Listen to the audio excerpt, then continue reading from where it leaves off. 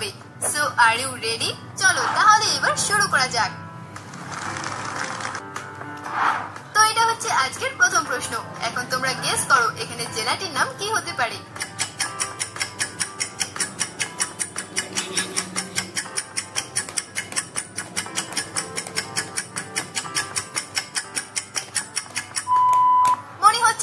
সহজ ছিল, কারণ প্রথমটা চাঁদ, দ্বিতীয়টা পুর, তাহলে এখানে জেলাটির নাম হয়ে যাবে চাঁদপুর।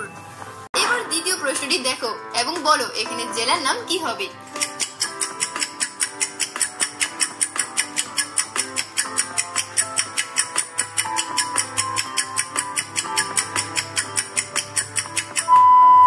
এখানে প্রথমে রয়েছে চট্ট এবং তারপরে গ্রাম, তাহলে জেলাটির নাম হয়ে যাবে চট্টগ্রাম। তো গাইস, তোমরা কোন জেলা থেকে আমার ভিডিও দেখো অবশ্যই বলবে।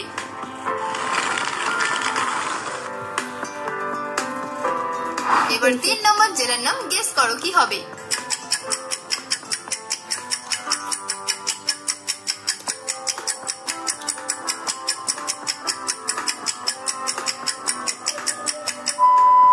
প্রথমটা হচ্ছে ব্রাহ্মণ এবং এটা বাড়ি এবং তারপরে সরেয়া, তাহলে এবার এখানে জেলাটির নাম হবে ব্রাহ্মণবাড়িয়া।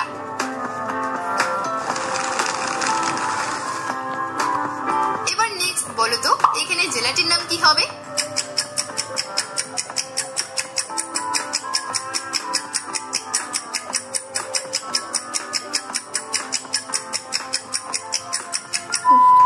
এটা হচ্ছে বাঘ এবং এটা হাট, তাহলে জেলাটির নাম হয়ে যাবে বাগেরহাট।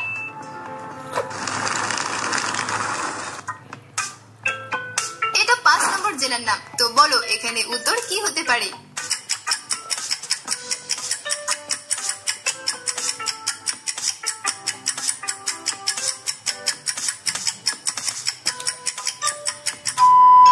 এটা কিন্তু অনেক সহজ ছিল, কারণ প্রথমটা কুড়ি, তারপরে গ্রাম, তো জেলাটির নাম হয়ে যাবে কুড়িগ্রাম।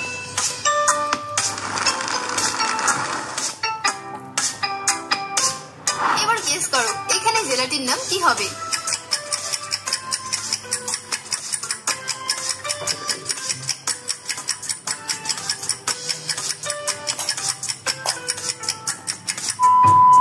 প্রথমে রয়েছে কুশ, তারপরে টিয়া, তাহলে এখানে জেলাটির নাম হয়ে যাবে কুষ্টিয়া।